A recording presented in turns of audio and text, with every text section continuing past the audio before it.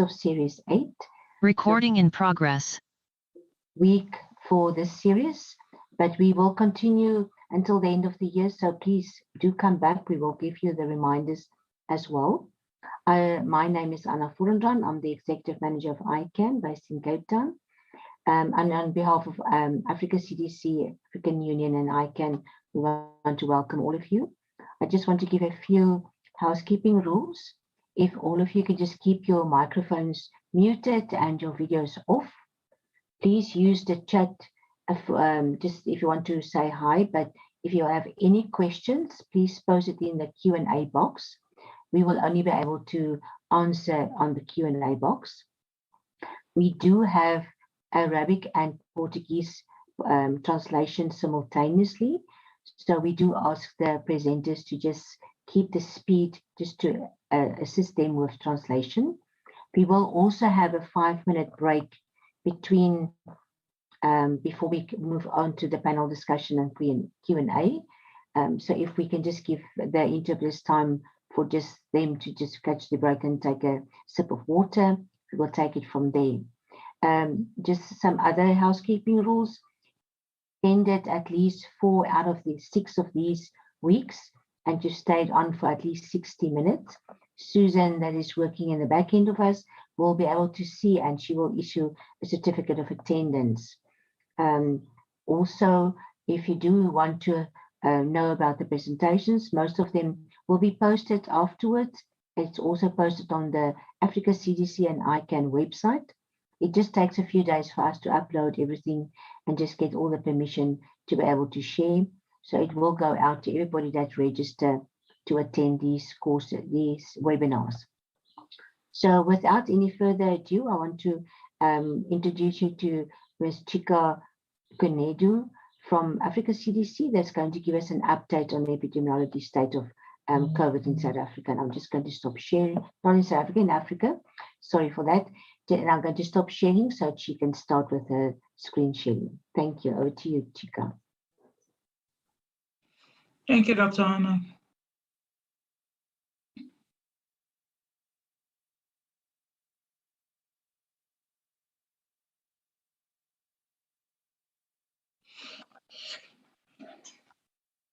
Okay, good day, colleagues. Good day, esteemed participants. I will take you through the epidemiological situation as of 25th August 2021. So here is the global epidemiological situation of COVID-19 update as of 5:56 p.m. Central European Time, 24 August 2021. On the left shows the world map of affected countries, and therefore the chart on the left shows you the distribution of the latest cases in the week by 6 geographic regions. Each color represents the regions on the legend, and the regions of Western Pacific and Americas continue to report increases in new cases. Africa within the red bar accounts for 3.6% of the worldwide cases. Overall, the world has recorded over 212 million confirmed cases of COVID-19, of which over 4.4 million have died, and the CFR still accounts for 2.1% of 225 countries and territories burdened from the pandemic. So here is the slide illustrating the epidemiological situation of COVID-19 in Africa as of today, 25th August 2021, 9 a.m. East African time. And the epic curve is showing the new COVID-19 cases reported daily by regions. The line represents the 7 days moving average that shows continuously reported cases in 55 member states. The Africa figures indicates over 7.5 million cases, 190 deaths, leading to a CFR of 2.5% and over 6.7 million recoveries, of which 88% people have recovered from COVID-19 across the continent. However, cases reported are gradually on a downward trend. So this table is displaying the distribution of COVID-19 new and cumulative cases, deaths, and recoveries by AU regions. As of 9 a.m. today, for Epi Week 33, over 239,000 new cases, about 5,500 deaths, and over 230,000 new recoveries are reported from all the member states within the past week. And the bulk of the new cases were reported from the southern and the northern regions. Nevertheless, the southern region this Epi Week reported the foremost of the number of the new deaths and new cases and recoveries.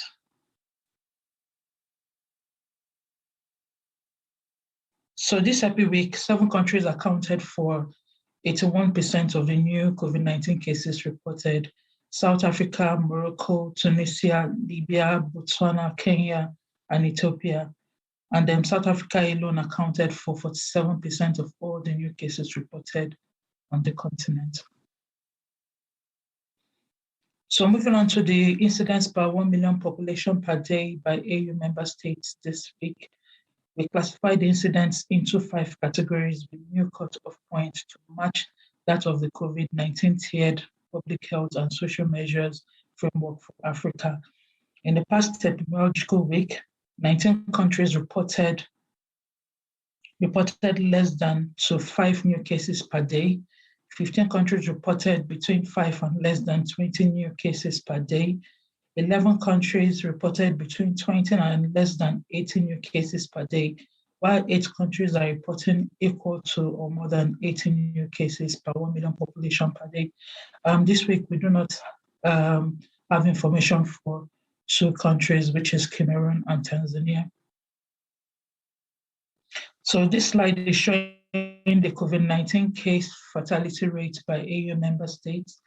There are 5 categories here, and 11 countries have a CFR that is less than or equal to 1%. 22 countries have a CFR that is greater than 1 and lesser than 2.2%. 19 countries have a CFR that is greater than 2.2 and less than 5%, while 3 countries have a CFR greater than 5%, and these are Sudan, Egypt, and Somalia.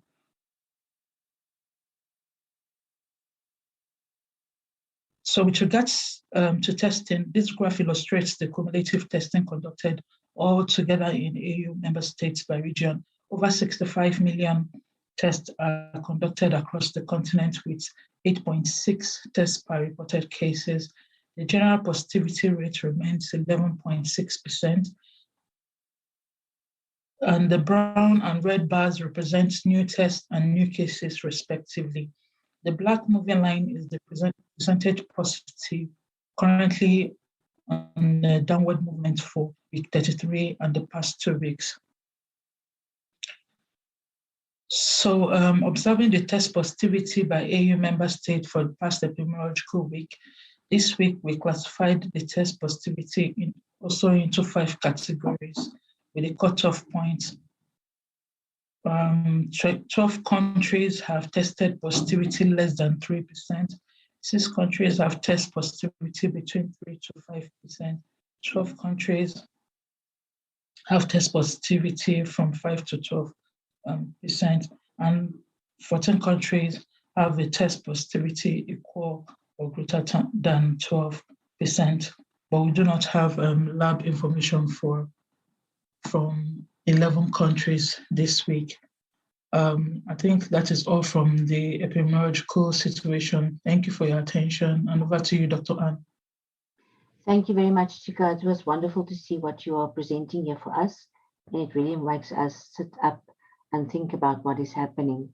I want to just again now introduce Amy Elizabeth Barrera Candesa, if I pronounce it correctly, but Edith will be able to tell us exactly what's happening. Edith has been on our webinar before. Edith will take us through this, what we said is looking at COVID now in the, and also address the hemorrhagic fevers that we saw, the new outbreaks. So over to you, Edith, and you can take us through this. Thank you.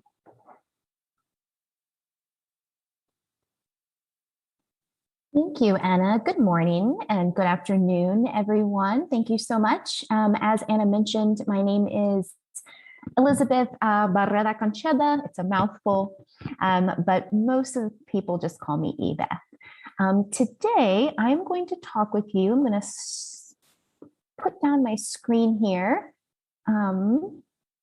And I will actually I just wanted to show you sort of who I am, show you my face, because as I've mentioned before, there have been times where I've been on many webinars where there's someone speaking and I have no idea who's actually talking to me. So I just thought that I would show you who I am, but I'll go ahead and take my video off now so that we can get started. Well, thank you so very much. I appreciate you for having me here today. As Anna mentioned, I'm going to talk to you about some tools that are available to health workers who are potentially dealing with multiple epidemics at one time. So right now, as we're all too aware, we are currently dealing with a global COVID-19 pandemic, and then there are regions on our continent that are also currently having to deal with some form of viral hemorrhagic fever.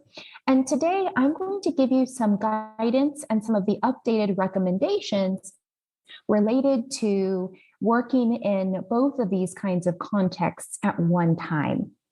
All right. So today, by the end of this webinar, the participants that are attending today should be able to identify some just very basic epidemiological information about Ebola and Marburg. I would also love for you to be able to recognize what are some of the IPC, infection prevention and control practices for Ebola, Marburg, and COVID-19. And then I'm really going to get into some exciting information around the differences between old and new infection prevention and control recommendations for Ebola and or Marburg. And then I'm going to make available to you a variety of tools that are available in English and French that can be used to support infection prevention and control efforts during an EVD and a Marburg epidemic. So these objectives they're sort of a guarantee. So these are my guarantees to you as participants on this webinar that this is the information you should take away from our time together today. Okay, let's jump into it. So just to begin, I'm just going to highlight and go through some basic epidemiological information about the viral hemorrhagic fevers, highlighting specific differences between these two pathogens. I'm going to start with Ebola and specifically the transmission of Ebola. So we do know that Ebola is transmitted via direct human contact in terms of blood or bodily fluids from a sick individual who has had EVD. It can also be transmitted via contaminated objects of personal belongings to individuals who have been sick with Ebola or a person who has passed away from Ebola. The other thing that I wanted to make note of is that it can also be transmitted sort of vertically, if you will, mother to child transmission. And then of course, directly from the source itself. Infection from actual animal vectors is also a strong possibility. And then, of course, we now most recently know sexual transmission is also a mode of transmission in form of being transmitted from semen, from men to women, men to men, in sexually based activities. And I highlighted here another risk factor, obviously, in terms of transmission routes, is highlighting needle stick injuries. So we do know that the risk of poor outcomes associated with direct pericutaneous or direct needle stick injury are generally not as positive with other routes of transmission. Now, in terms of Marburg, mostly the transmission routes are very, very similar. Again, direct contact with blood and bodily fluids of an individual who's been sick, contaminated items from individuals who have been sick or who have unfortunately passed away due to the actual virus itself. Again, we see that higher risk categorization associated with health workers if indeed there is a direct needle stick injury, vertical transmission with mother to child, of course, the zoonotic transmission of the infection from infected animals to humans. And the one thing that makes Marburg a little bit different or unique from EVD infections is that we see that there is a stronger association with Marburg transmission that happens from mines or caves, where we actually have identified bats that live in these spaces that potentially infect individuals through contaminated feces and aerosolized particles. This is a little bit different in terms of some of the transmission that we see with EVD or Ebola, and I just wanted to highlight that main difference there in terms of risk categories, and transmission routes. And then, of course, again, sexual transmission as well. In terms of your signs and symptoms, for both of these pathogens, it's generally very similar. You have an incubation period between 2 to 21 days, with an average symptom onset between 8 to 10 days. The clinical presentation starts out looking like a lot of other infections. So the presence of fever, chills, malaise, or feeling tired, muscle pains, headaches. Some patients may or may not have gastrointestinal symptoms, sore throats.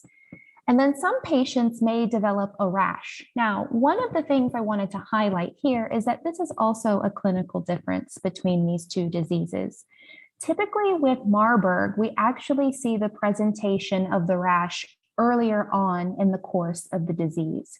We see it on average within 5 days of actual infection. Whereas with Ebola, if a rash develops, it generally develops very late on in the course of the individual's disease and is considered sort of a late symptom, if you will. Patients oftentimes will complain or feel irritable or confused, and perhaps will also talk about unexplained bleeding or bruising.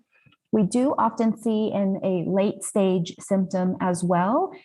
Patients sometimes will develop hiccups associated more with Ebola. We do know because of there's the rationale for this that is assumed it's because of the phrenic nerve innervation that happens with EVD. So just hiccups are a late stage. And then mostly we've also seen with Marburg, although this can also happen with EVD, is sort of the inflammation of one or both testicles in our male patients.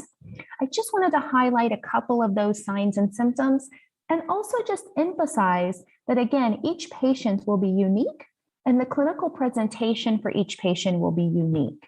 So you may see some of these symptoms in some patients and they may be completely absent in others, which is what really makes the viral hemorrhagic fevers very, very tricky.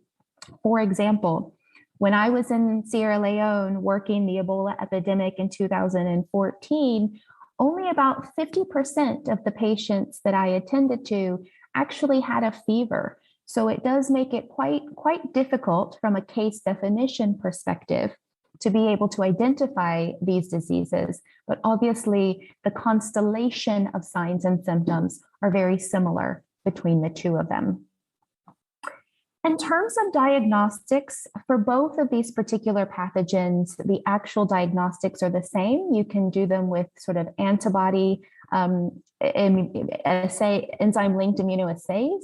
You can look at sort of serum. Obviously, PCR is still considered sort of gold standard, microscopy, and then of course, culture, if those options in terms of laboratory, logistics, and capacity are available within your context.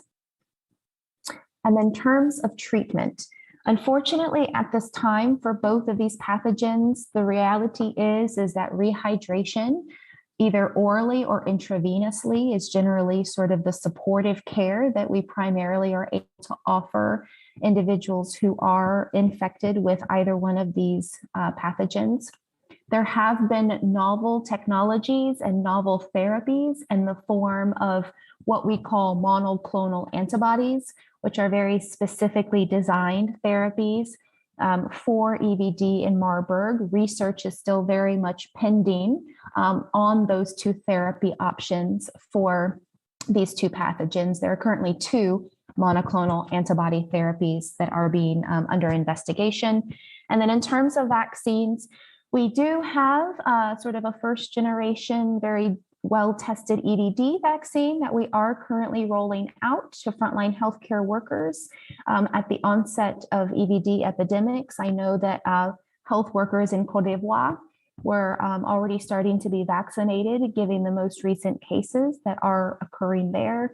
And unfortunately, we do not have any approved vaccine yet for MBD, but we are optimistic that perhaps some of the research that we have gathered from the vaccine development of Ebola could potentially then be translated to an MBD vaccine in the future.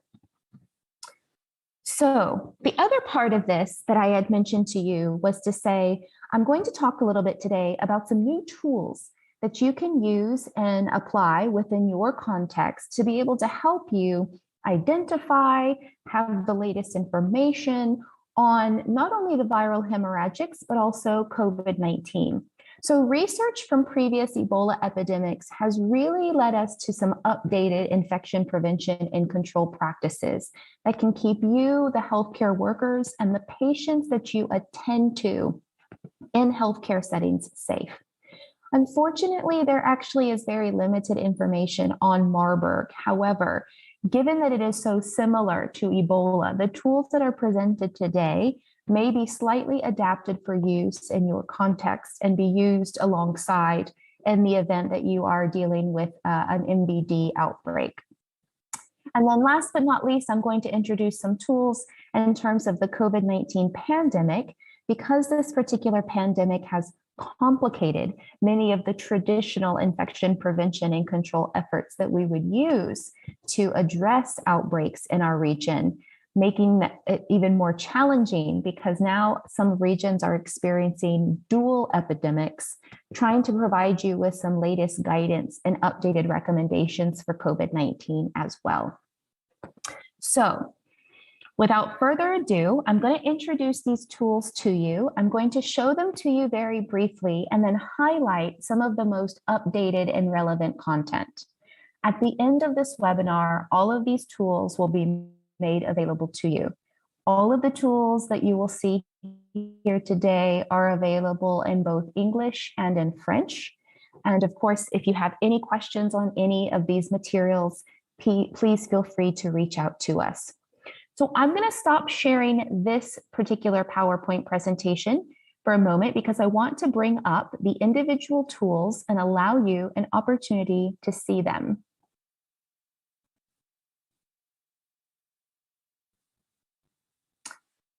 So can you all see this okay? Yes, we can see that. Okay, thank you, Anna. So this is just one example. This is a very simple tool here. This is just showing sort of the different concentrations and the ways that you can make different types of concentrated chlorine solutions depending on the method of disinfection that you need to use. So there's a 0.5, a 0.1, and then down here we have 0.005, depending on specifically what concentration you need to use for the level of disinfection you will be participating in. Typically, as we've said before, you would use 0.5 concentration for things that are blood or bodily fluids after you have thoroughly cleaned the area of these particular bodily fluids.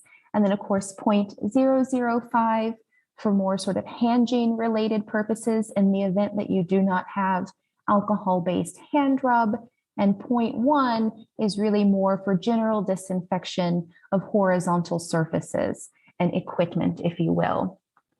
As I had mentioned, this is also available in French as well. To move on to the next tool that I'm going to share with you, this next tool that I'm going to present here, oops, let's see.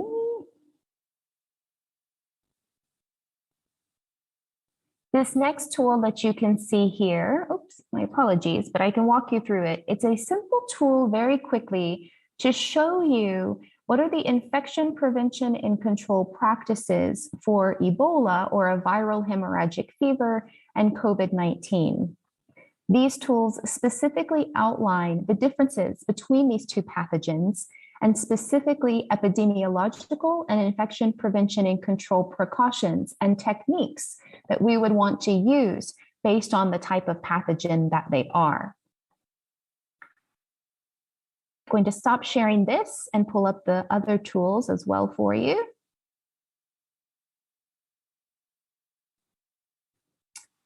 Bear with me 1 second. My apologies. It's taking me a second. This one's not pulling up so quickly. Okay.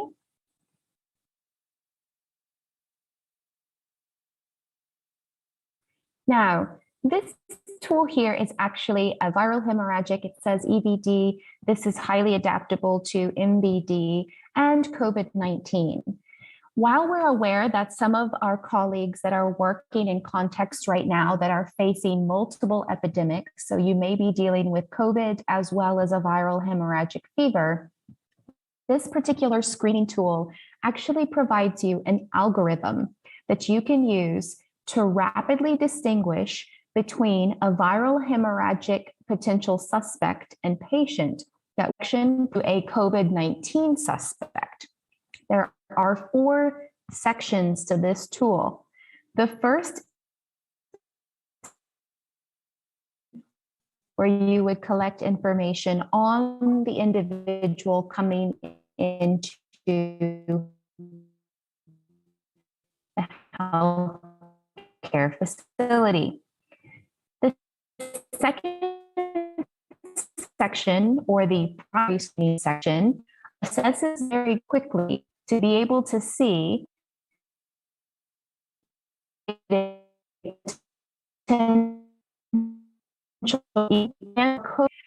then make sure that the specific steps that are needed to handle a viral hemorrhagic patient are quickly carried out. Down here, as you work through the algorithm, in the event that you check certain boxes, you then go down and the algorithm will either provide you, based on what you've selected, a response of no, in which case you can admit your patient to healthcare facility, meaning they do not have a viral hemorrhagic fever and therefore are permitted to go into the appropriate healthcare facility department for care.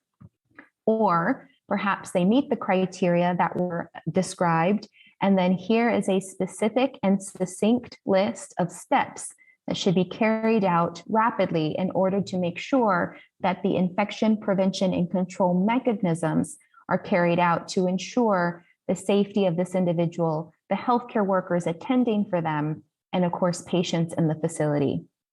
In the event that the person checks yes to this categorization, then the algorithm has you take them very quickly to the secondary screening, where a more advanced assessment for viral hemorrhagic fever symptoms will be assessed.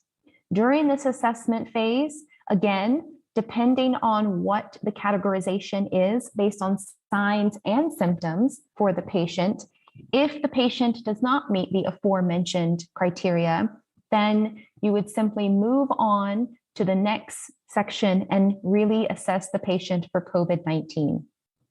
In the event that the patient meets this criteria and categorization, you would then follow these steps here to ensure that the patient is safely garnered to care. In the event, and last but of course not least, you then go to the tertiary screening and do a final, very brief down assessment for COVID. And then of course, the same mechanism here in terms of steps to follow going forward. So as you use this algorithm, you're very rapidly assessing for both a viral hemorrhagic and COVID-19, and each screening section walks you through specific signs and symptoms for you to be able to make a very quick distinction around which level of care and which IPC measures should be taken to ensure everyone's safety. And then last but not least, I'm going to share one more tool with you. If you'll just humor me one more second here. And I'm going to show you this particular tool that specifically looks at new practices for viral hemorrhagic fevers. So during multiple viral hemorrhagic fever outbreaks, can you all see this screen? Just want to make sure it is indeed sharing. No, we don't have it either. Here we go. Okay, thank you. During previous viral hemorrhagic fever outbreaks, we have learned and we have new science to say to us that some of the practices that we used in previous epidemics are really no longer safe and evidence-based. This particular tool walks you through some of the old infection prevention and control practices that were previously used in previous epidemics that are currently no longer recommended. In addition to no longer recommending the old practice, the updated recommendations and new practices have been highlighted for you.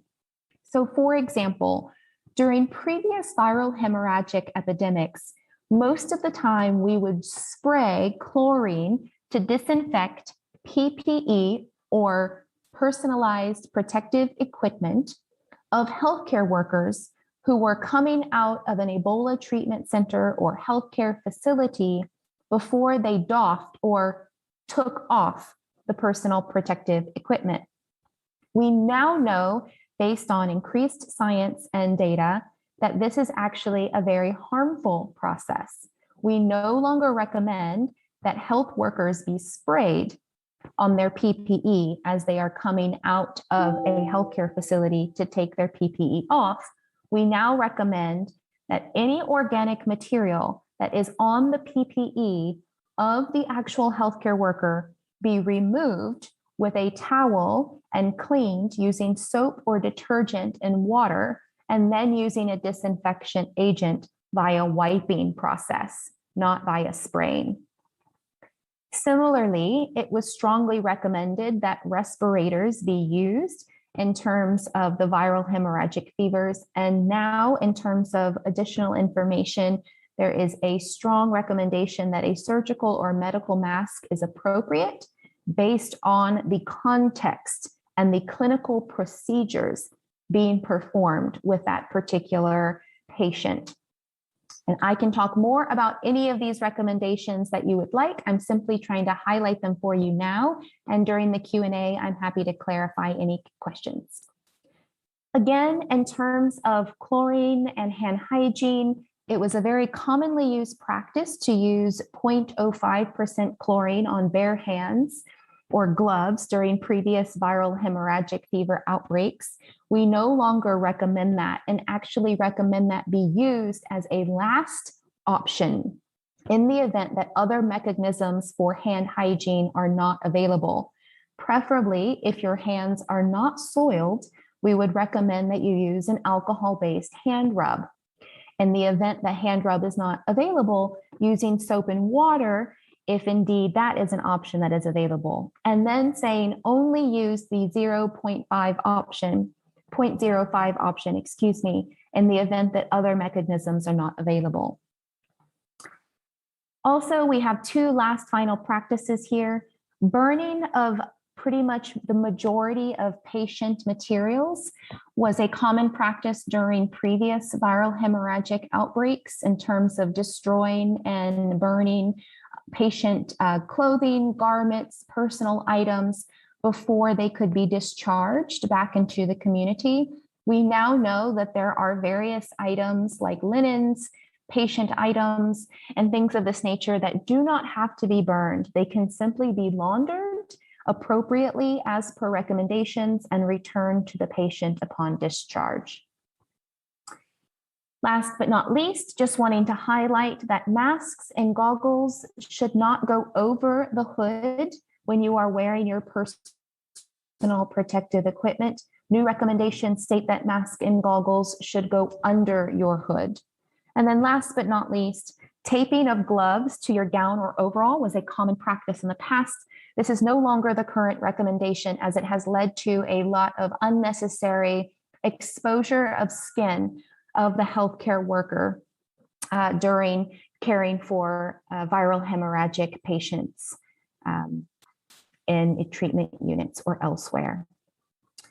So I'm going to stop sharing this and return back to my presentation and just say that, again, I wanted to provide you just a taste of some of these tools. And now, if you allow me just a few extra minutes here, I am now going to do a little quiz because I really love to be engaging during my presentations for those of you who have seen me speak before. And I hate talking so much during presentations. So I'm going to test your knowledge and see if you can remember some of the new recommendations that we have for viral hemorrhagic fevers and COVID-19 that we've discussed today on the webinar, okay? So if you could just put your responses to these questions in the chat, I'm just going to ask you the question. And if you feel comfortable, you can just put your responses in the chat and then we're going to discuss them. So the first question is spraying chlorine solution for disinfection of Ebola or Marburg care areas a best practice? What do you think? And I'm going to look and see what you say. Let's see if people were paying attention to me. Sometimes people say, oh, Ebeth, you talk so much. You want us to listen to you during the whole webinar? Okay, no, brilliant. So what I appreciate about this is that it is no longer a recommendation. It is no longer considered a best practice. So this was used in previous epidemics, but scientifically it has been shown that it has negative health outcomes for health workers. We have seen that previous health workers and previous viral hemorrhagic outbreaks who were constantly exposed to chlorine through the aerosolization of the chlorine through spraying actually started to have very negative respiratory outcomes and poor lung health outcomes. Instead of spraying, we now recommend that you remove that organic material with a towel using soap or detergent and water, and then disinfecting if you need to with a 70% alcohol-based and or chlorine solution if available. Brilliant. Okay, let's talk about this. Do you need to wear a respirator when caring for a viral hemorrhagic patient? Do you need to wear one every single time with every single patient?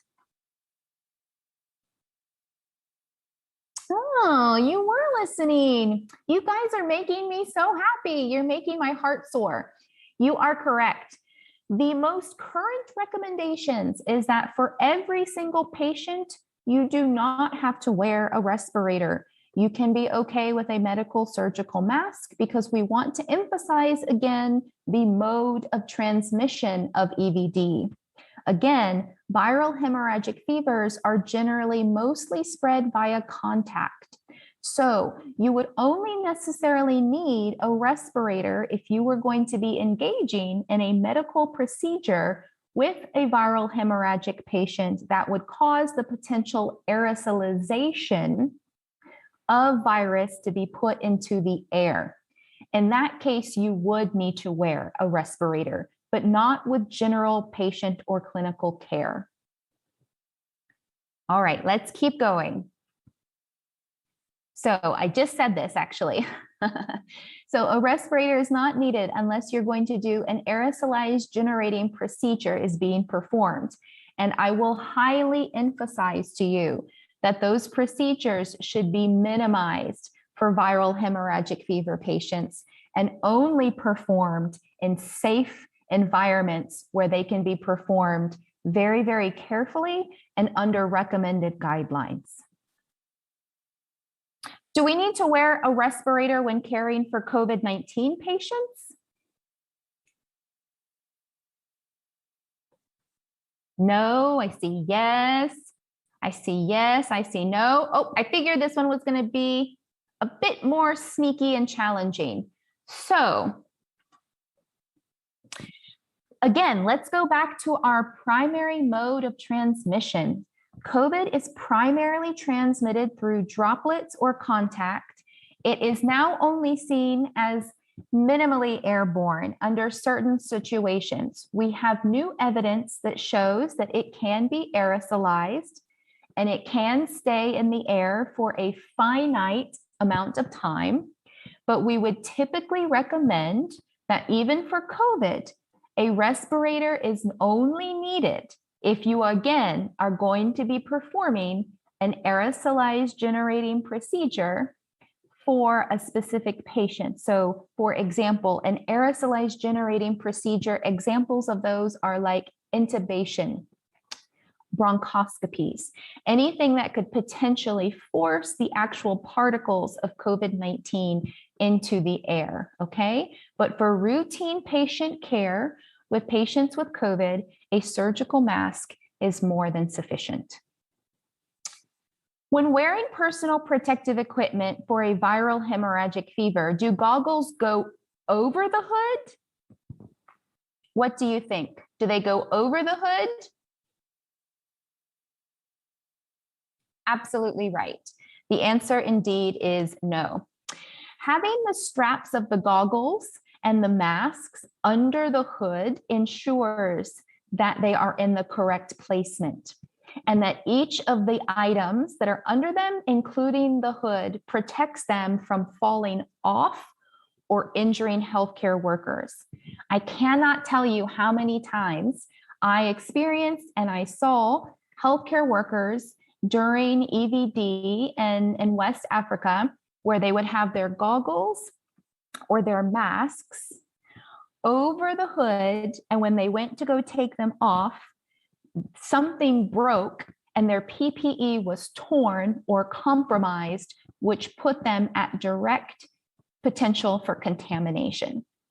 And since we know that taking off PPE or during the doffing process, that's when healthcare workers are at generally the highest risk of infection, we want to make sure that we minimize the amount of opportunities where the personal protective equipment can become compromised. And last but not least, we had just a couple more. What are the PPE requirements for EVD for a viral hemorrhagic fever? So now I'm going to challenge you. Let's go back into our thinking cap. This information is available on the tools that I showed you. I didn't go into specific detail of this information today, but I'm curious to know from the group what PPE is required for a viral hemorrhagic fever patient. Can anyone tell me? Can you throw out some things here? Full cover, goggles, surgical mask, boots, and hood. Okay. A surgical mask. Same required as COVID-19. Interesting. Okay. Okay, so let's review together. This one is a good one. This one I really enjoy. Required for viral hemorrhagic fever, you do indeed need coveralls and a gown. You do need to have some form of waterproof apron if it is available to you at your healthcare facility. Goggles and or a face shield to ensure some form of eye protection. You do still need 2 pairs of gloves, one inner and one outer, preferably long surgical gloves. But if you do not have those available to you, 2 pairs of regular gloves are fine. You would need a pair of boots, a surgical mask, and a hood or some form of cap to cover your head. This is considered the basic and standard PPE to care for a patient that has a viral hemorrhagic fever, or when you are participating in activities where potential exposure to this pathogen exists. Okay, now let me ask you, what are the PPE requirements for COVID-19?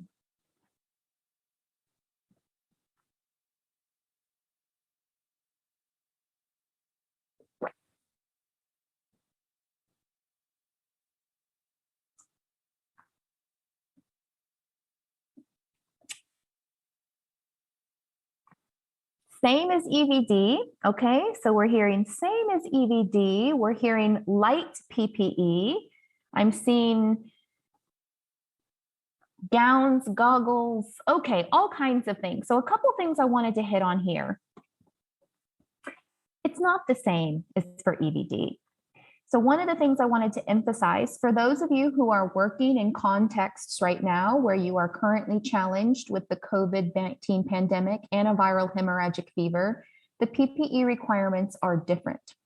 You would need a basic gown for a COVID patient, some type of eye protection, a surgical mask, unless you are doing an aerosolized generating procedure, as we've talked about, and then gloves. This is the basic recommended personal protective equipment for routine care of a COVID-19 patient. All right. And then here, should chlorine, oops. My apologies, I look like I accidentally hit the wrong button. Give me 2 minutes to share again here. Can you all see this now? Just make it a slideshow, Eva. Okay. There you are. Thanks. Thank you. My apologies, I accidentally kicked out. And it just says, should chlorine solution be used for hand hygiene during viral, hemorrhagic, or COVID-19 epidemics? What do you think here?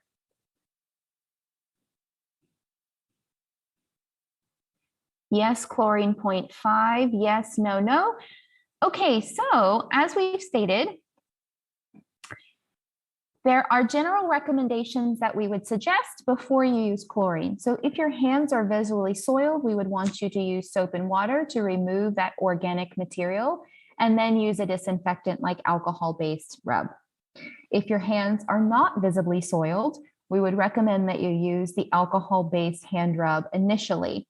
And only if you find yourself in a healthcare facility context whereby neither of those two previous options are available to you, can you then make 0.05% chlorine solutions, not 0.5%. That is something I want people to be very, very careful of, is that there's a huge difference in concentration of those two. And exposure to the skin of 0.5% should only be used to clean up and disinfect organic material like blood or emesis. If used on the hands, it will lead to burning and the degradation of the actual skin on the hands. All right, we got a smart group. We have just 2 more questions. Does linen and other personal items have to be burned after a viral hemorrhagic patient is discharged? What do we say here? No, I see a couple yeses, no. Okay, brilliant. So the answer is absolutely not. If no washing machine is available at your healthcare facility, you can empty the linen into a large drum with hot water if it is available, and soap. Simply soak the linen in this drum and make sure it is totally covered with water. You should use a stick, never your hand, and then throw out the water. Refill the drum with 0.05% chlorine and soak it for 15 to 30 minutes. You remove the linen and then rinse it with clean water if clean water is available to you. And you remove the excess water and you spread it out to dry in the sun. You do not have to burn linen or personal belongings like clothing of patients upon discharge. They can be laundered in routine washing machines if those are available. If they are not available, they can be laundered in this way that I've just outlined in hot water. If your healthcare facility does not have access to hot water, you can use the same process I have just outlined here using cold water, and there's just 1 or 2 additional steps that you would do with cold water. That information is available to you on the tools that I showed you today. So, key messages here that I want to take away, and then we have wrapped up. No more spraying of chlorine solution for a patient of care and or deceased bodies during viral hemorrhagic outbreaks. Ensure that you are using the correct PPE based on the epidemiological situation in your area. Meaning, if you are dealing with both COVID and a viral hemorrhagic fever in your region, make sure that you are prioritizing PPE correctly given the context.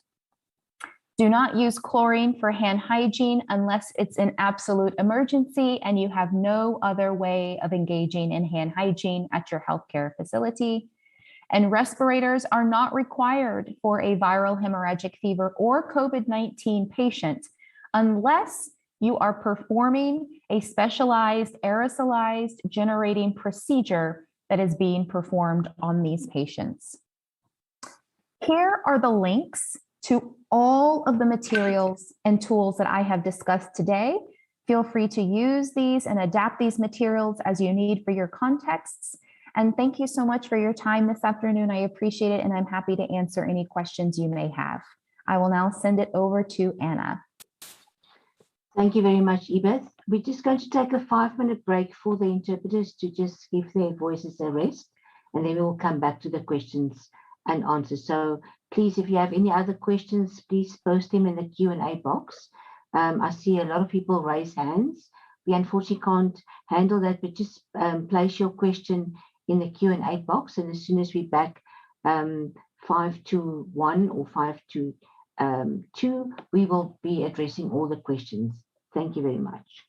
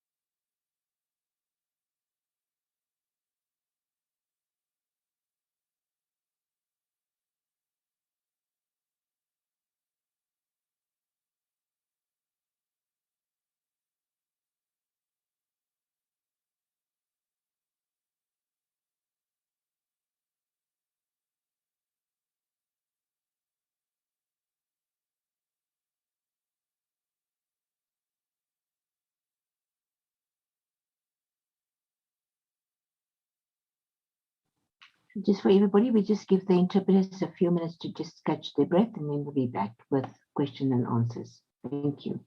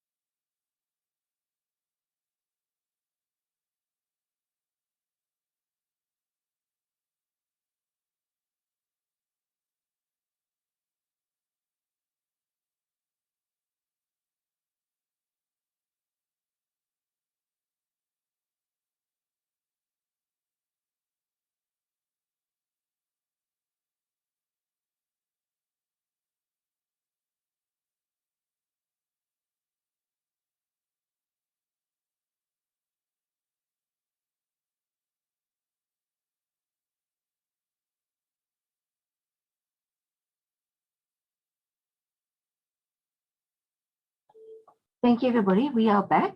I see there's a lot of questions. I'm going to hand over to Dr. Yewande Alimi from Africa CDC to take us through the questions answered. Thank you, Dr. Wande. Okay, thank you very much, and good afternoon, colleagues. Good morning, depending on where you're joining us from. I will walk you through the facilitated Q&A.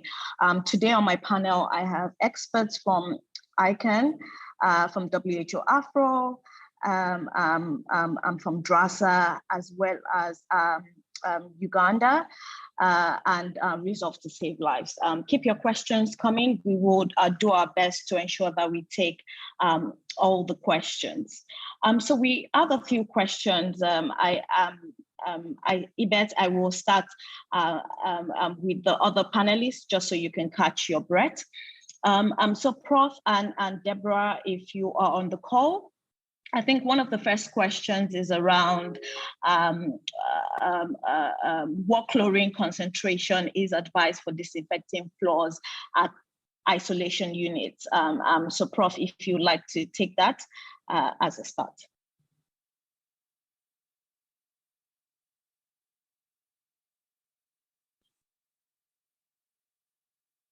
Prof. Shade, if you're on the call and you're speaking, you are muted. Otherwise, I'm happy to move to another panelist to take the question.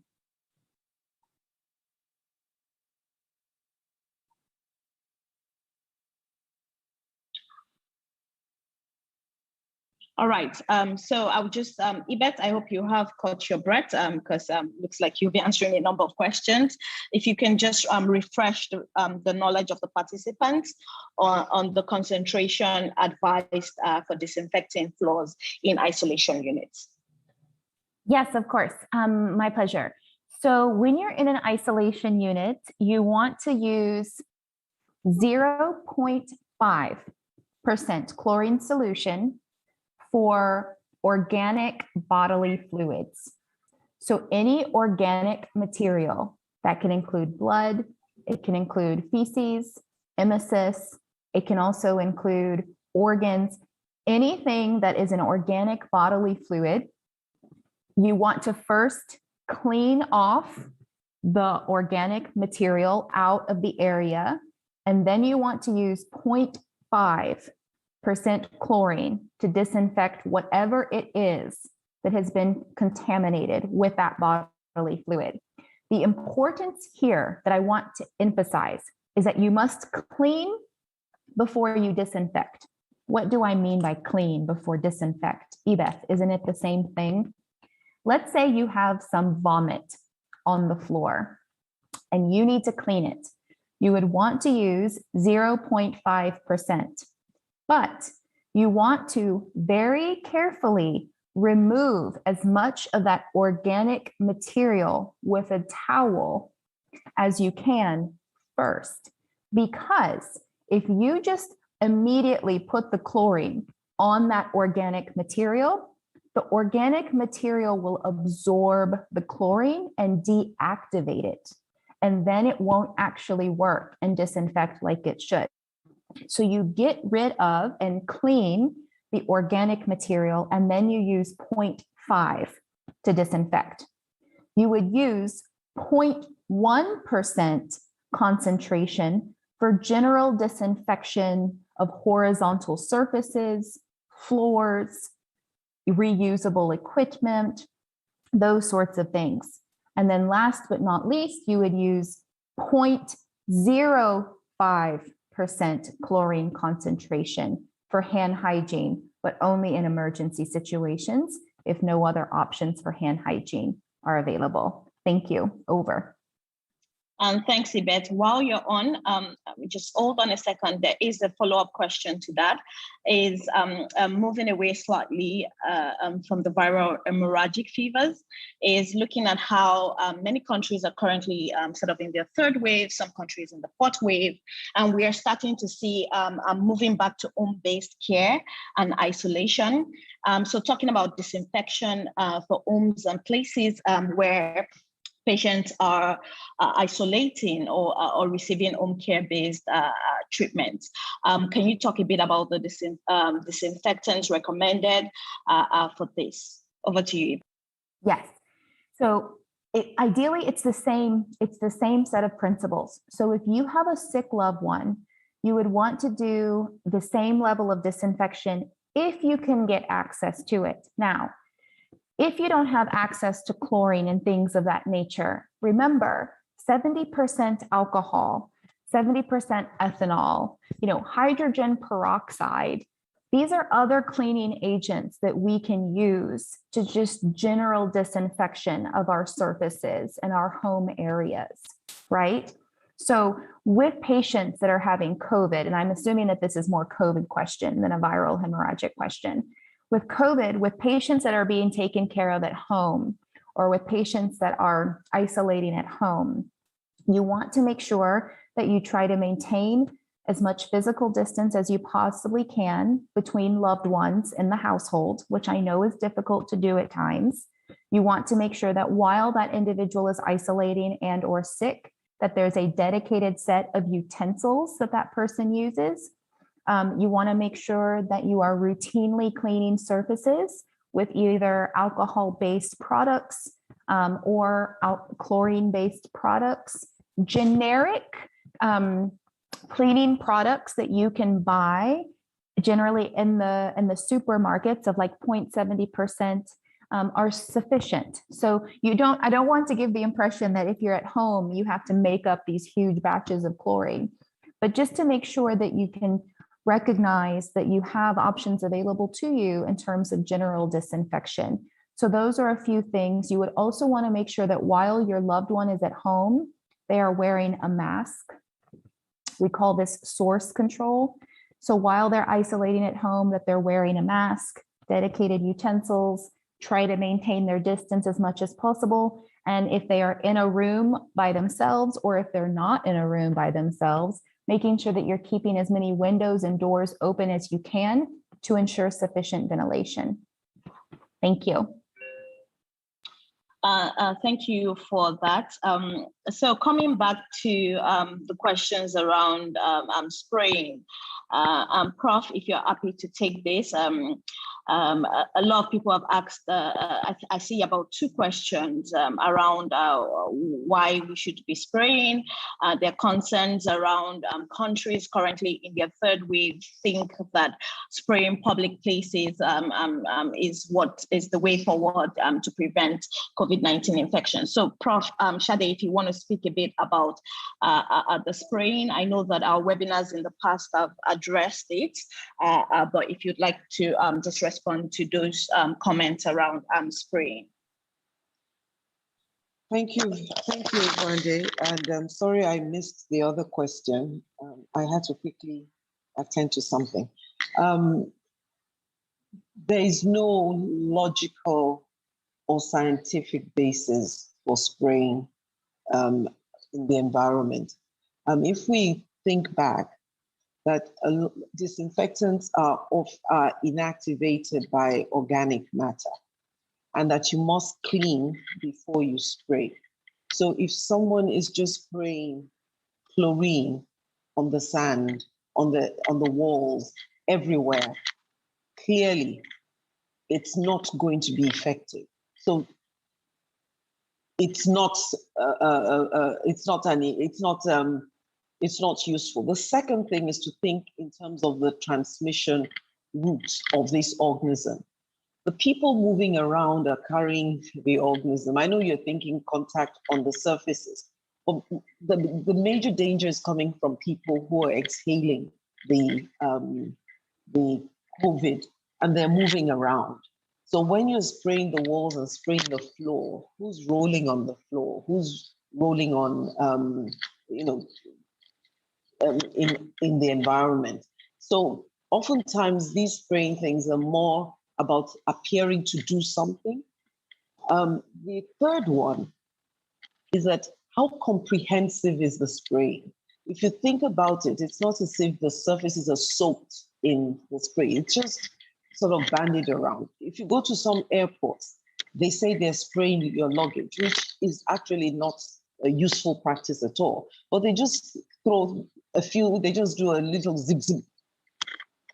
The surface is not soaked. The surface is not, and so it's not effective. I think it's one of these things that have come out of, one, fear, so that one gets a sense that, it's helping. Second, I think it also has a sense of we're doing something, which is more of a political motive. So and third, we should discourage it, because spraying all that chlorine around. Some people are allergic to chlorine, and you don't want that to happen. And unfortunately, it's not effective, and so gives a false sense of security. So we don't encourage it because there's no science to back it. And it really doesn't assist or help to reduce infection rates. We haven't seen that. Thank you. Oh, let me just add one more thing. Yeah. Let me just add, because I'm still seeing it. Some high-end hotels also have these tunnels where you walk through, and there's a mist of disinfectant that you're supposed to walk through. The question is to ask, what are we disinfecting? If a person has COVID, he's going to move with the COVID in his respiratory tract through that, and he's still going to cough at the end of it. So why are we covering people with a cloud of chlorine? And then what's the contact time? Would it be there for a long time? And don't forget, chlorine evaporates in the air. So how long is that contact time? So it's always important, clean before disinfection. And we're not going to have that as well. Thank you. Great, thank you so much, Prof, for that. Very quickly, I see a lot of questions around disinfection. I think most of them have already been answered, but we will try to go back to it if needs be. So very quickly, looking around, washing, Ibet, this is probably for you, washing contaminated linen after the first water from the drum was poured out. Shouldn't one rinse off the excess water with hands? So I'm guessing they're saying after the first wash of contaminated linen, the sort of rinse of water, do you squeeze or wring it out with your bare hands and things like that? So if you could speak a bit around that. Yes, once you've gotten to that point in your process, I mean, ideally your hands are going to be clean when you're doing this process. I mean, you would want to make sure that before you begin washing linen, that your hands are clean.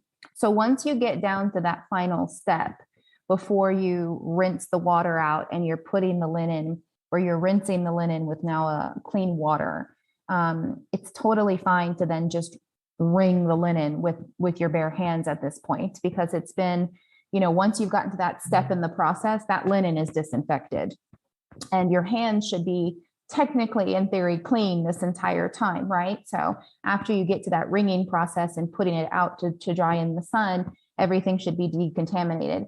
If that causes people some anxiety, then also just to remind everyone, after that linen has been dried and exposed to direct sunlight for a period of time, it too will be, again, completely disinfected. So hopefully that answers that question.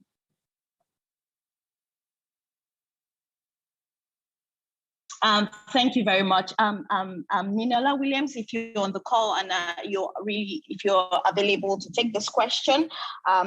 Looking around, I know that at some point we have done a bit of donning and doffing in our sessions for PPE.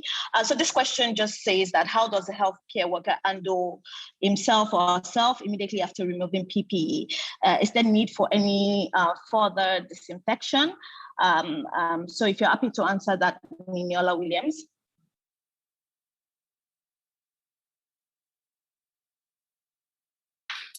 Sorry, Dr. Wande, please, can you come again with the question?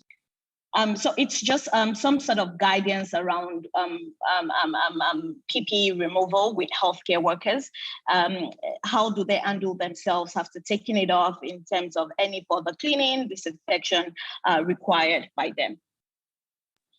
Great. So the process of removing PPE is actually a structured process. There's an order in which PPE items should be removed to prevent further infection and contamination of the environment. So once it's been done properly with the hand hygiene that's required and the proper waste disposal as well, there's no further requirement in terms of disinfecting the health worker. The assumption is that if the PPE doffing process is complete, then the health worker is then safe. Now, there may be considerations such as the laundry of the uniform of the health worker, maybe not doing that at home, home, but doing that on site and things of that nature. But as long as we follow the proper doffing protocols, there's no requirement for further disinfection. Over. Thank you very much, Niniola. Very quickly, we move to something that's been quite interested around COVID-19, COVID vaccines. We still, every week, we get questions around this, and we think it's important to really reiterate the need for healthcare workers and general public to go out to take their vaccine. So, Anna, if you're happy to just talk a bit about this question, just says that the community still believes that COVID vaccines are fake. And I saw an earlier question around, are we still currently in the clinical trials for COVID-19 vaccines? So if you're happy to just reiterate.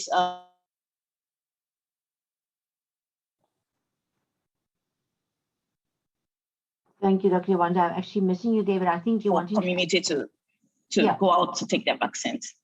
I can just say that, you know, from myself and from my point of view, even here in South Africa, we still have a huge amount of people that are sort of hesitant to go for the vaccination. But I think the more we can give them the evidence and show them, you know, what has really been happening. And I mean, there is sometimes a risk, but that could happen with anything. So I think we need to be the champions. We need to be the advocates to show people, you know, we went for the vaccination. Myself, I've had my vaccination, and we want to try and drive this and give them the information and tell them to not just listen to all the fake news and all the little bits that's been taken out of what people are saying and putting into a misconception, and just really talk to the people around us. I think even in our communities, we need to show them and explain to them that, you know, if you don't do this, what will happen? We've seen the evidence, and it's been shown that in hospitals, the people now that are actually so seriously sick and ill are the ones that did not have any vaccinations, whereas the people that at least had some vaccinations, they might still get COVID, but it's not getting as sick as before. So I think really, if we look at the figures and the evidence that we can see around us, we can show that to our communities, and we need to keep on advocating that. That is from my side that I can just say, as being a person of the community, but also as an IPC specialist, to try and show every time, you know, if people talk about it, just to give them the right information. Thank you. Over. Thank you very much, Anna, for that. Like we always say, because I'm seeing a question around what is the best vaccine and things like that. The best vaccine is the vaccine available to you. All of the vaccines being used on the continent have received due approval processes by the AU and by the global community. So circling back to viral hemorrhagic fevers and the current outbreaks that we are seeing, Ibet, this question is for you. The question is, these tools that you have showcased, are they applicable to all viral hemorrhagic fevers? For example, Rift Valley fever. I'm cognizant that we must take into consideration the modes of transmission for some of these diseases. So over to you to talk a bit about that.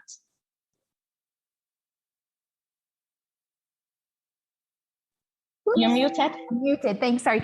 The tools around the infection control processes and procedures, those are still very much applicable. So for example, you know, some of these disinfection procedures we've been talking about, those can still be used. The same set of standards for, let's say, Marburg and EBD are going to be the same for, let's say, Rift Valley. Where you can't use, one of the tools that you can't use because it hasn't been validated is the screening protocol, so, or the algorithm, because, for example, fevers like Rift Valley are very different. They're different from the sort of the Ebolas and Marburg Valley fevers in the sense that they are well, they have shorter incubation periods, number one. Rift Valley fever often has no symptoms whatsoever or very mild symptoms, and you only start to see severe disease, later on that involves like ocular disease and things of this nature. So the algorithm itself, you can't use for all fevers. Now, if you want to try to adapt it so that it's more applicable to some of the epidemiology of a different type of fever, go for it. I'll just say that the algorithm that we used, we did a really extensive validation process for this tool where we did a lot of crosswalking of existing tools, case definitions, epidemiological situations in different contexts from previous viral hemorrhagic fever outbreaks. So it can't be used for just any fever, but you can do your due diligence to adapt it to your context as you would like to see fit. But the algorithm may not work the exact same way if you start to tweak it and, let's say, incorporate Rift Valley, for example, because the Rift Valley signs and symptoms, though they're very similar to the viral hemorrhagics, they're generally a little bit more subtle. Their onset is much earlier, generally within 2 to 6 days after exposure. So you would have to change the complete algorithm. But nevertheless, just that I would put that out there. But in terms of the infection prevention and control tools, like how to disinfect, what are the new recommendations for cleaning surfaces and some of the patient care elements, you can totally use those in the same fashion. Over. Thank you very much. So I see a question around variant of concern and variant of interest for Africa. I'm happy to take that. So I will just also put the link to our genomics dashboard on the chat. And we have a dashboard, a live dashboard to show you where variants of concern are being reported. At the moment, we have 37 member states reporting the B135 variant. That's the beta variant, and 42 countries currently reporting the alpha variant. At the moment, 30 of our member states are reporting data on the delta variant. And one country reporting data on the gamma variant. So this is readily available. I'm just going to put the link on the chat if anyone wants to get more information around the genomic sequencing data that we have there. So next, I think the questions, there are two questions, and Prof and Yvette, if you can just prepare to take this question. Is one, Prof, if you'd like to take this, and the next question will be for Yvette. Is it possible that an individual may be infected with COVID-19 and some sort of viral hemorrhagic fever at the same time? And let's think about it. What could be the implications in terms of what our isolation precautions should be? Over to you, Prof. Thank you very much. Technically, yes, someone could have both COVID and the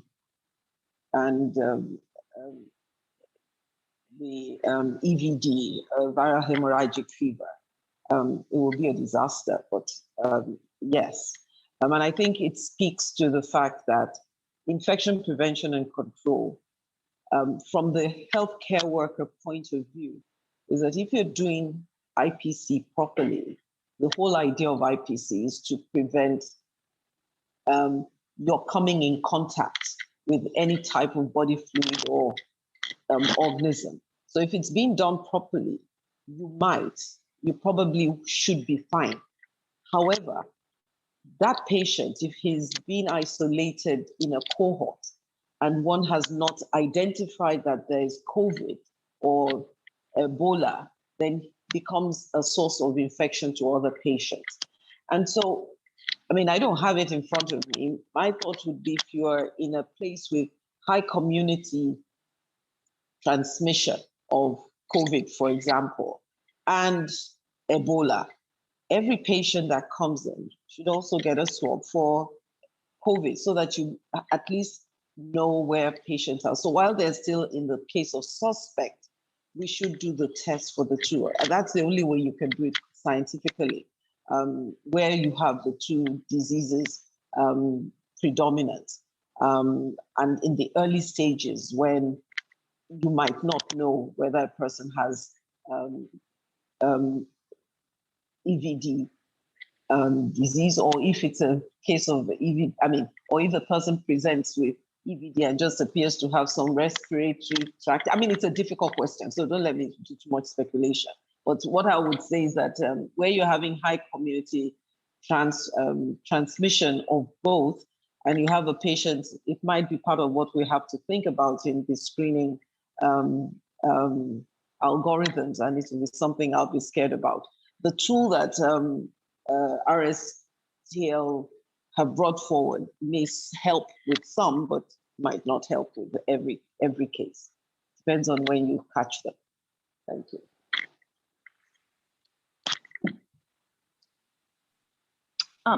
Thanks so much, Prof. It's not foolproof. Thank you very much. Okay, thank you so much, Prof. So the next question is around, if you just think about it now, we are dealing with COVID-19. We are seeing cases of viral hemorrhagic fevers. And on our continent, we know that healthcare facilities are already getting overwhelmed. We have limited isolation centers. So, Ibet, this question is for you around looking at viral hemorrhagic fevers. Is it okay to isolate both Marburg and Ebola patients in the same unit? I will expand that question a bit.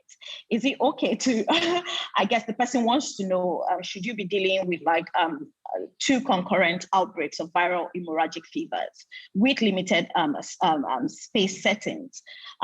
Is it okay? But of course, if you have enough facilities, of course, our recommendations is to have each disease or outbreak you're dealing with to have specific isolation units. So over to you, Yvette, for that. Yes, so I just want to remind everyone, even though both Marburg and Ebola are under the family Filaviridae, they're similar, but they are distinct and unique organisms, meaning that in an ideal world, we would not mix these two in the same isolation center or holding unit because they're unique viruses. You run the risk of cross-contamination if you put everybody in the same space. Now, realistically, let's talk about our continent and our region. What's the likelihood that we are going to be able to very quickly, in a matter of seconds or minutes, when a patient comes to one of our healthcare facilities, and be able to make a quick distinction between, oh, this is Ebola and this is Marburg? It's very unlikely, right? We run into this problem all the time during viral hemorrhagic epidemics, because what happens is so many other diseases like malaria, they all look very similar. Everything starts with a fever. Everything starts with a headache. From the clinical presentation, everything looks kind of the same at the beginning, right? And so we're always going to be running the risk of potentially admitting patients that have malaria or that have some other disease process into an isolation unit for a viral hemorrhagic fever based on case definition. What we're trying to do with the algorithm that we developed is we developed that specifically to make sure that not just based on just signs and symptoms, right? Because those can trick us, but based on a variety of other factors, epidemiological, previous exposure to fevers, geographical region in which you specifically live, these types of things. That algorithm has tried to make it a lot easier to be able to say, at least this is a viral hemorrhagic fever, this is COVID-19. It gets harder when you have two fevers at once because they're going to look almost identical. So you can only do your best, but from an infection prevention and control standpoint, In an ideal world, we would never put these two patients in the same isolation area together. Over. Thank you. Thanks for that. So I think finally, looking around handling COPs, dead body management is something that we have been very concerned about, both for the context of COVID-19 and of course, Ebola. So I think this question is really around, because it goes back again to spraying, shows that people still I've been seeing it a lot in their settings, is what is the current way for handling COPs since chlorine sprays are not advised? It's around, so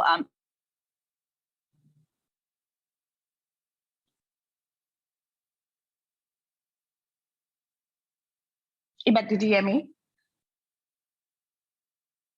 I didn't. I'm sorry, Dr. Wande, you broke out. I didn't hear the question at all. Okay, so it's around what is the best way to handle COPs since we are discouraging chlorine spray. Did you get that? For COVID? For COVID or for viral hemorrhagic? I think it's viral hemorrhagic. Both. It doesn't matter. We're going to do both. We're doing both. So for COVID, there's absolutely no spraying. There's no need to do anything special for a COVID-related death. You would simply treat the deceased COVID patient with dignity as you would any other patient who passes away from any other non-COVID related disease. You don't need to change your actual burial process or body management process of a COVID-19 deceased patient. For the viral hemorrhagic fevers, we no longer recommend that you spray that body. You don't do anything to the body. You would place the body inside the body bag. You would zip it up.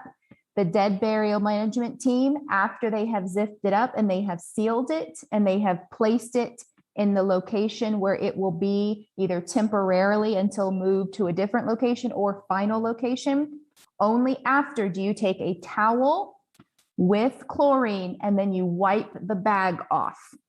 You would wipe off the surface of the bag and then you would place the body in where it's going to be temporarily or permanently housed. That's the difference. Thank you.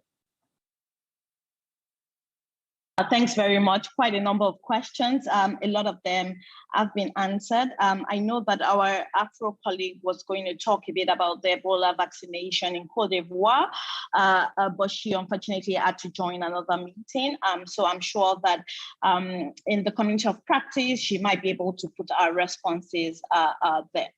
I think just before we sort of wrap up,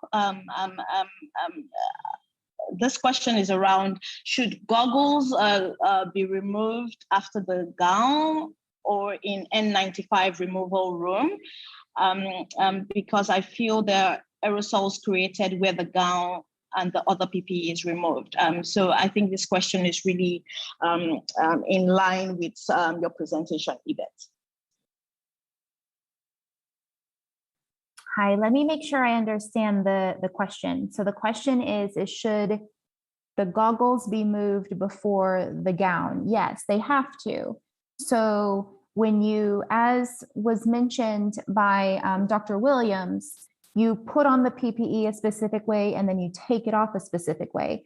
If you have your goggles on and the strap of the goggle is underneath your hood, you have to take just the hood off, right? What we recommend is that you just very carefully tilt your head back and take your hood off. But then you really must take the order of the PPE is very, very specific. So unfortunately, right now, the current recommendations for doffing PPE for a viral hemorrhagic fever has about 14 steps, with hand hygiene occurring in between each one of those 14 steps. What I would say is review those recommendations and then review the PPE that you have available to you in your healthcare context, because I know not everyone is going to have the same PPE or all of the PPE at times, unfortunately. and make sure that whatever protocol or process that you put into your healthcare facility, it aligns very closely with those 14 steps, and that you are not taking off the PPE garments off randomly. The last thing you want to do is the last parts that you want to take off of PPE are your eye protection and your mask, because what happens is during taking off the goggles and taking off the mask, that's when the majority of healthcare worker infections of a viral hemorrhagic fever actually occur. And it's because you flick part of the virus that's actually on the goggles or on the mask into your face when you're taking these things off. So just make sure that you're following that order very closely. Thanks a lot, and thanks to all of the panelists. Thank you, Maureen. I saw that you were typing some of your answers. We still have a few questions that maybe some of my panelists can go into the Q&A to answer some of these questions. That would be very helpful, but I would really like to thank all experts that I have sat on this panel today. I think we will just wrap up the Q&A session here.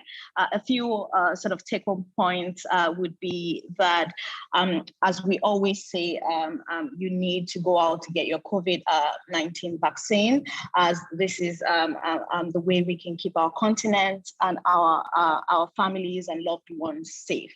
On that note, I'll hand over to Anna, while the rest of the experts on the group can please answer some of the questions by typing the responses there. Over to you, Anna. Thank you very much, Dr. Wande. Yes, I think we need to all advocate for everybody to go for their vaccinations as soon as possible, and also to keep on wearing our mask, our social distance and hand hygiene, which is very important. And I just want to also remind you that we will have a French version tomorrow at 1 o'clock South African time or 2 o'clock East Africa time. Every week we have a French version on a Thursday. So this is the end of this series. We will have 1 week break, and then we will start with series 9. So please send us if you have any burning topics or questions that you want to ask us, and we can handle that and send it around.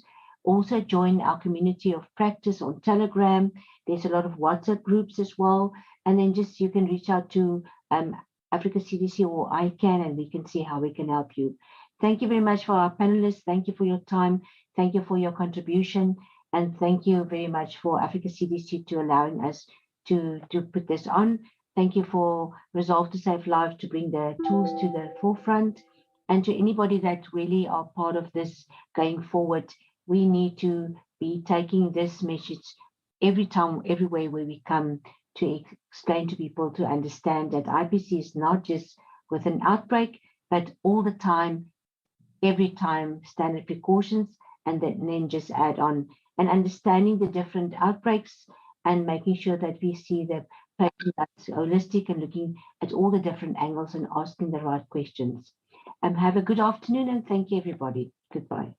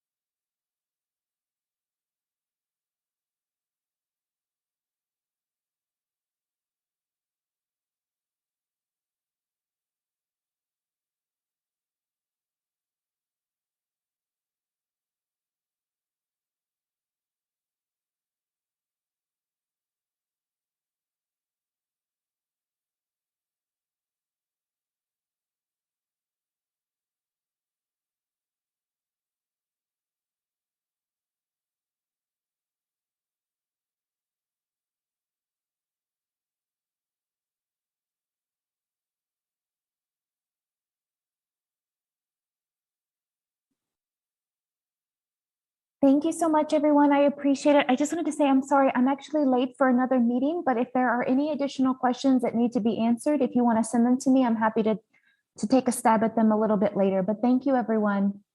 Thank you, Ebeth. We will do that.